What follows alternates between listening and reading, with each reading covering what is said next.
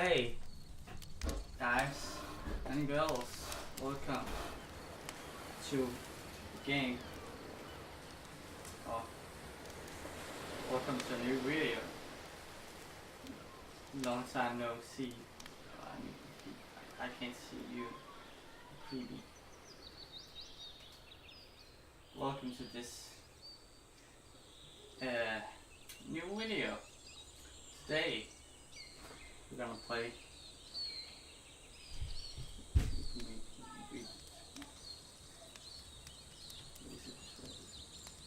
Doesn't matter. We can read the title. This is a beginner's guide. What game? No, it's the beginner's guide.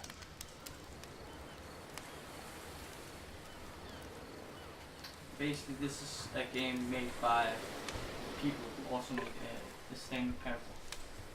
If you don't know what that game is, it's a fucking awesome game. I don't have it, but I played the demo, and it's really story based and really deep, from what I can tell from the trailer and stuff. So, shall we get into the gaming? Let's do it. Okay.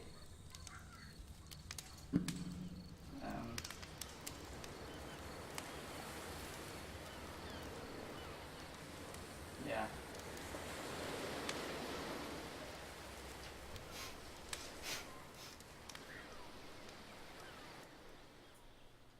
Hi there. Thank you very much for playing The Beginner's Guide. My name is Davey Reedon. I wrote The Stanley Parable, and while that game tells a pretty absurd story, today I'm going to tell you about a series of events that happened between 2008 and 2011. We're going to look at the games made by a friend of mine named Coda. Now, these games mean a lot to me. I met Coda in early 2009 at a time when I was really struggling with some personal stuff, and his work pointed me in a very powerful direction. I found it to be a good reference point for the kinds of creative works that I wanted to make. So just to start you off, this is, I think, the first game he ever made. It's a level for Counter-Strike. You can walk around here, by the way. And mostly it's just Coda learning the basics of building a 3D environment. But what I like is that even though he starts from the simple aesthetic of a desert town, he then scatters these colorful abstract blobs and impossible floating crates around the level. And of course, it destroys the illusion that this actually is a desert town, and instead this level becomes a kind of calling card from its creator. It's like a reminder that this video game was constructed by a real person. And it kind of makes you wonder, what was going through his head as he was building this? This is what I like about all of Coda's games. I mean, not that they're all fascinating as games, but that they are all going to give us access to their creator. I want us to see past the games themselves. I want to get to know who this human being really is. And that's exactly what we're going to do here. So, it's 2008, Coda starts making these games, and he never releases any of them. He doesn't put them onto the internet, he just makes them and then immediately abandons them, and they sit on his computer forever. And I think he really understood this image of himself as a recluse. At one point, he jokingly renamed his computer's recycling bin to Important Games Folder. So, you know, this was just how he worked. He tended to crank them out one after the other without even really pausing to try to understand what he had just made, until suddenly one day, he just stopped. In 2011, that was it. He made his last game, and then he hasn't made another one since. And that's why I've taken this opportunity to gather all of his work together, is because I find his games powerful and interesting, and I'd like this collection to reach him, to maybe encourage him to start creating again. And if the people like you who play this also happen to find his work interesting, then I'm sure it'll just send that much stronger of a message of encouragement to Coda. So thanks for joining me on this. If you have a particular interpretation that I haven't mentioned here, or if you just need to get in touch, you can email me at daveywreden@gmail.com. Okay, that's about it for introduction. Let's take a look at Coda's first proper game. As each game is loading, I'll show you the date that it was completed. This first one was made in November 2008.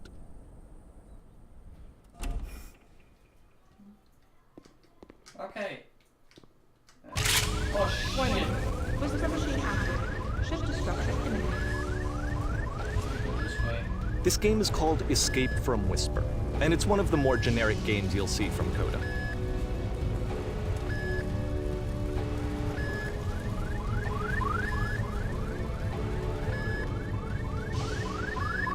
You can click to fire the gun. Security hull breached. Hostile alien life form inbound.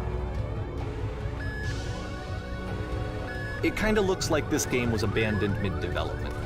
For instance, you have this gun, which you'd think would indicate that there are supposed to be monsters or enemies somewhere, but then clearly there are no enemies anywhere. You can't even reload the gun when you run out of bullets. But ultimately we don't really know. Maybe Coda thought that actually it was complete the way that it is. And I think that we should talk about his games for what they are, rather than for what they're not. Enemy force neutralized. Begin ship evacuation.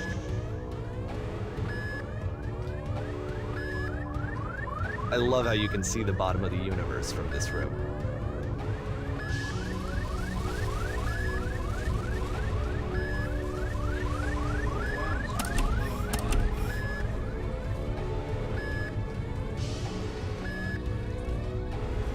Apparently, this space station has a labyrinth on it. Sure, I don't know.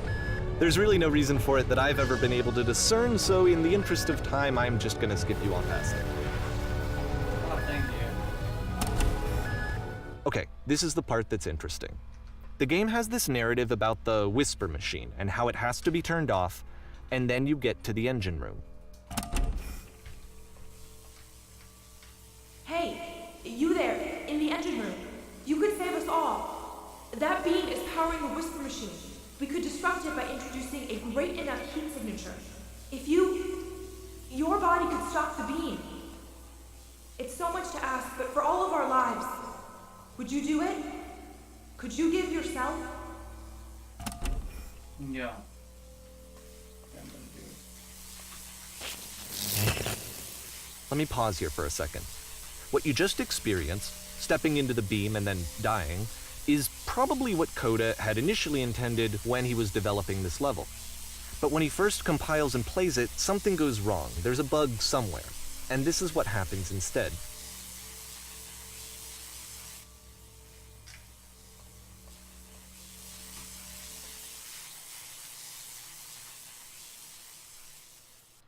What? Oh shit, I've walked that far. The beam causes you to start floating. And this is an important moment for him. Because yes, this is technically a glitch, but Coda identifies something human about it, like how small it makes you feel in the face of this larger chaotic system. Or this floating could be the afterlife, a peaceful place, juxtaposed against all of the hysteria that you've just had to traverse. I don't even know. I have no idea what he was thinking, but what's clear is that after making this, something lodges itself in his brain. He wants to do more of these really weird and experimental designs. So he stops work on this and moves on to a stream of tiny little games that go in all sorts of directions. Let's go ahead and take a look at the That's first fun. game he made after leaving this one behind.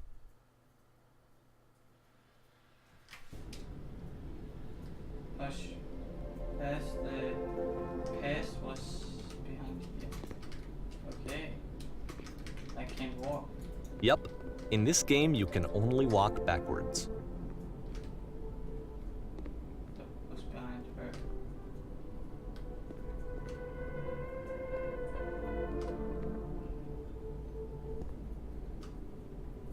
So it's a short and relatively minimalist experiment combining motion and narrative.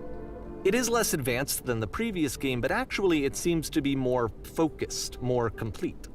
Coda's trying to give it a unique voice rather than simply basing it on a pre-existing trope.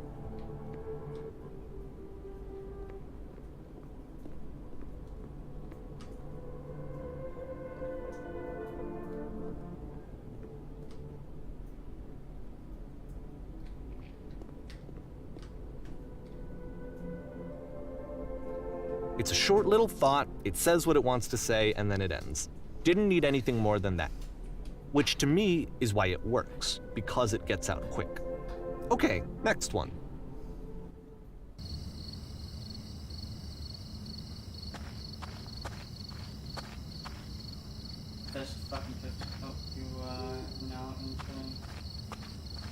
there's fucking jump scare, I'm gonna fucking...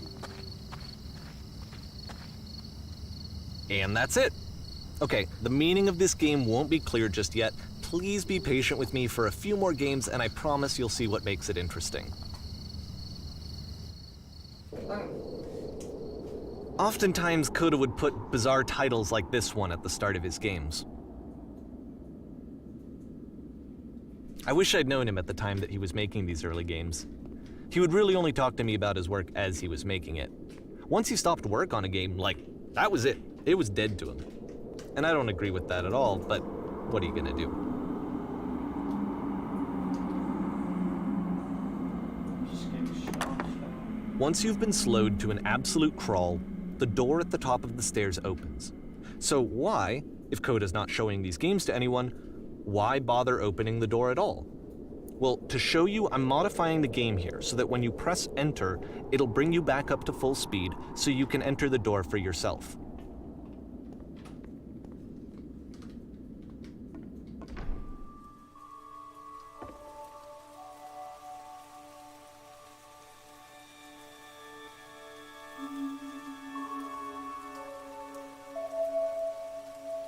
A room that's warm and nice and filled with little ideas for games.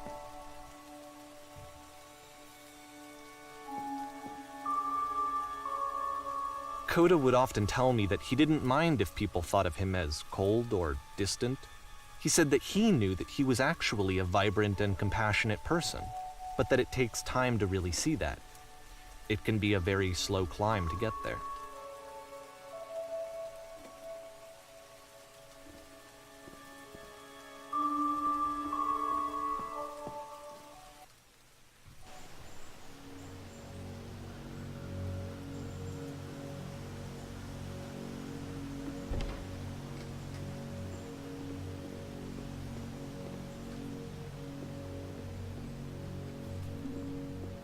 This seems interesting. I mean, every game seems interesting. Well, this is new for Coda. It's an actual puzzle. Go ahead and see if you can solve it.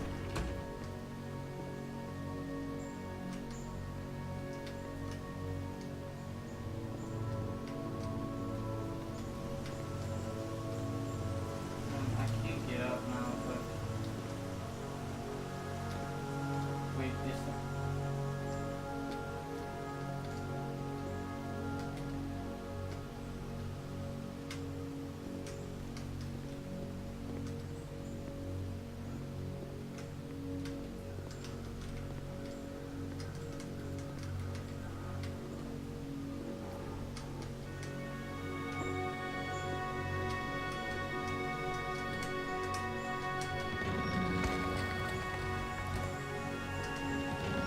Don't forget that solution, because we're going to see this puzzle again soon. We're gonna see it a lot. So she bets that I have to see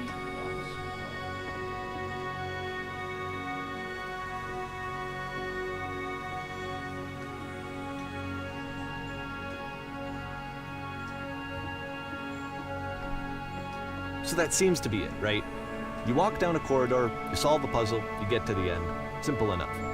All right, now I'm going to modify the game again so that when you press enter, it'll remove all of the walls from this room. Holy fucking shit!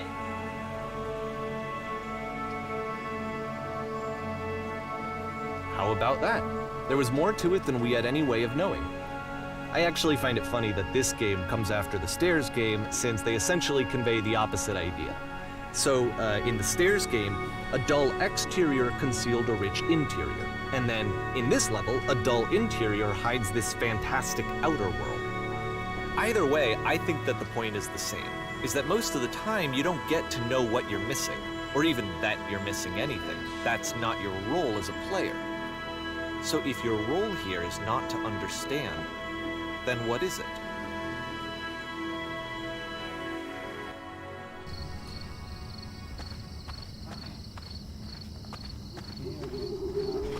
Aha! So, this, combined with the entering game from earlier... Ja, kan man nå? Det så definitivt. Ja. Men slå vad då kommer nå? Ja. Tack. tells us that Coda believes his games are connected somehow. It could even be that the stairs game and the puzzle game are literally connected in between this and the entering game. There's a bigger picture that all of his games are meant to play a role in, some larger meaning that we won't be able to grasp until we've seen all of them. And once we have, we can step back and start to understand what exactly that bigger picture is.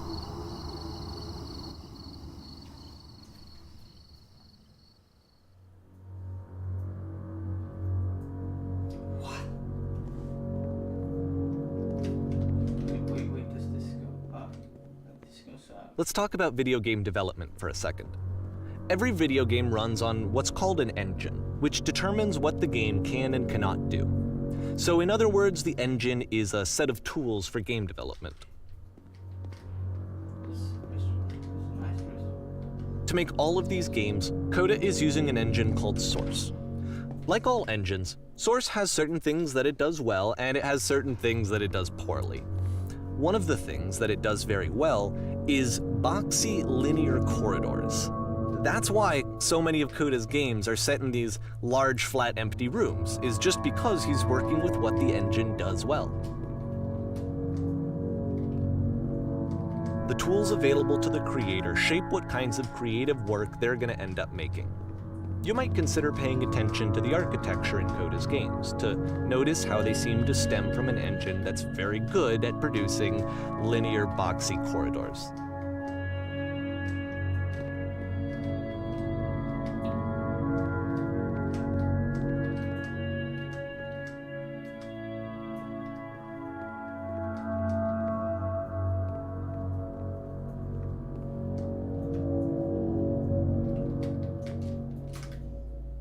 Oh shit. What? Don't take footage. I could just have jumped down. It wouldn't make sense in this case if I took footage. Oh, fuck. Give me a shock.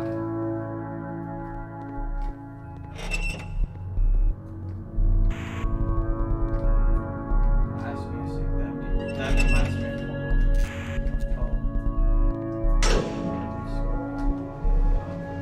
This is a prison.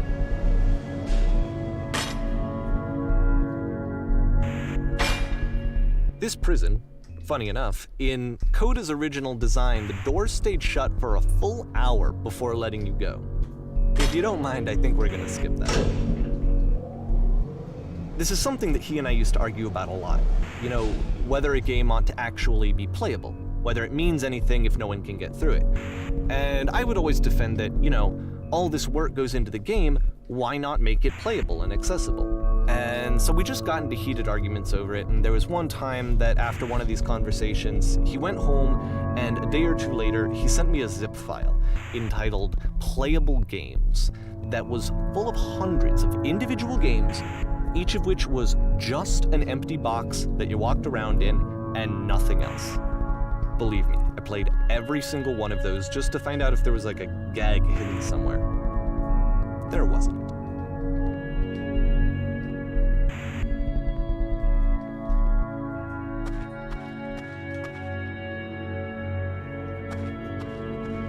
It's the puzzle again, with the exact same solution as the last time.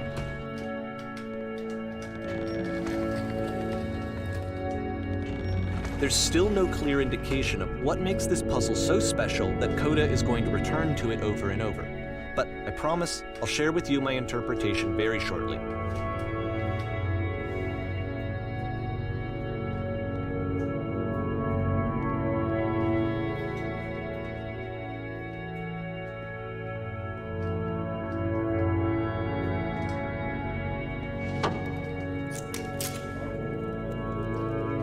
Here, Coda begins using a kind of dialogue system that he fashioned out of the engine's chat capabilities.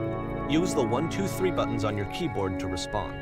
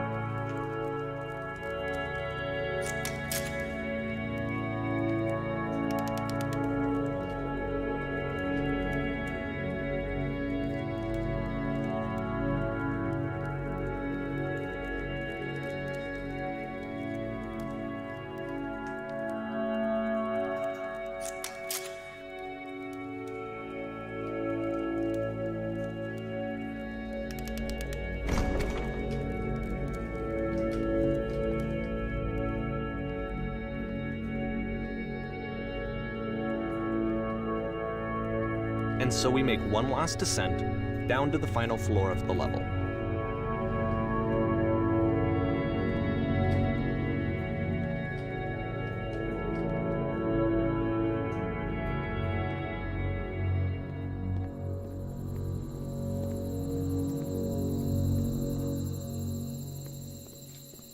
It's a lamppost.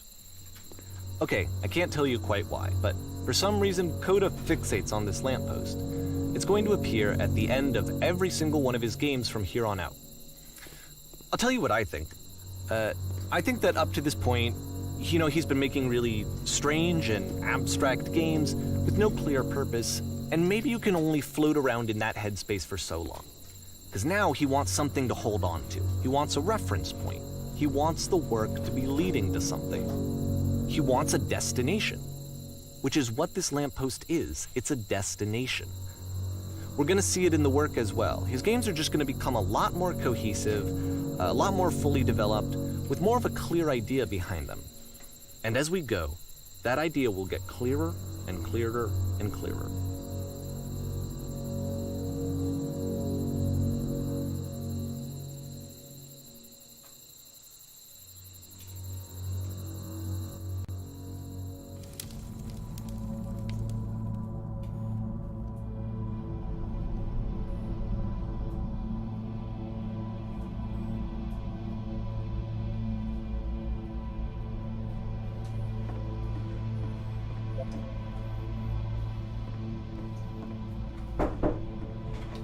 So first off, I'm sure you can deduce this, but this game is not connected to the internet. All of the notes that you're gonna see have been written by Coda. This was actually the first game of his that I ever played. This was shortly after I met him at a weekend game jam in Sacramento, where I grew up. I saw him working on this very level, and it was just so different from anything that anyone else was doing. So right away I was like, I have to be friends with this person. In retrospect, I think I was probably a bit too pushy, trying to get his attention. I was over-enthusiastic. But he was very gracious about it and very patient with me. And I cooled off eventually. Oh, feel free to skip over any of these notes if they're not doing anything for you. Nothing extra is gonna happen if you read all of them. Either way, to me they convey a sense of loneliness. I see this person who's filled with thoughts and feelings and beliefs and has no way to express them except as scattered and unheard voices in a game that wasn't meant to be played.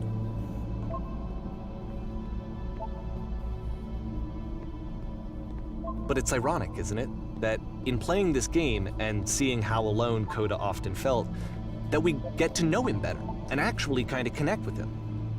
And I have to be honest with you, this idea is really seductive to me, that I could just play someone's game and see the voices in their head and get to know them better and have to do less of the messy in-person socializing.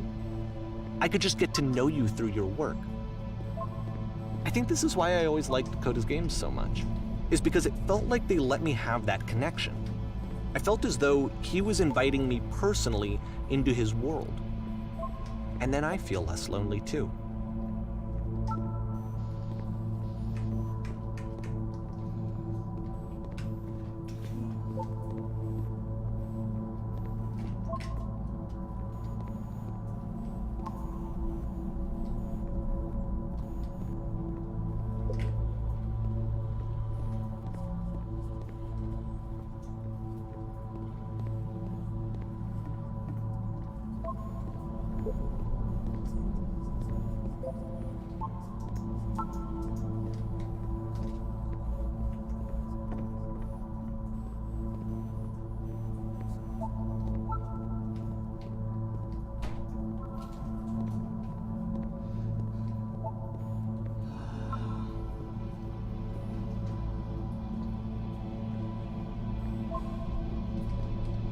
At the end of this level, we're going to see the puzzle again. And here, I'll tell you what I think the puzzle means.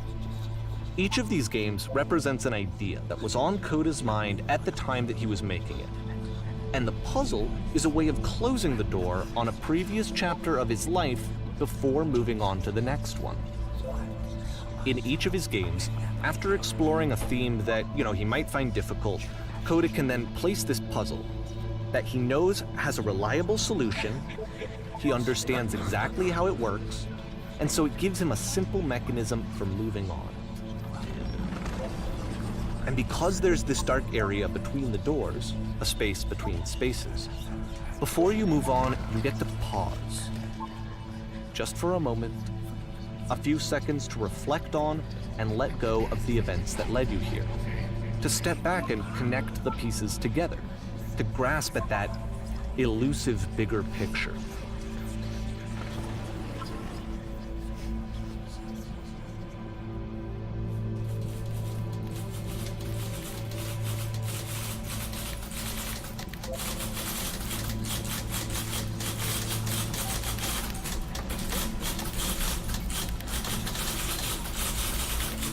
Still getting more of that Come here, provide.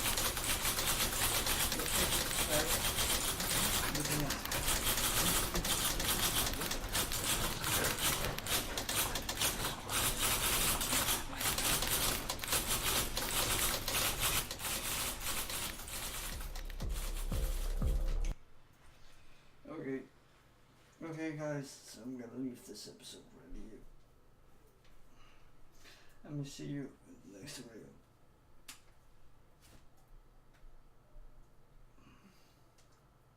Peanuts.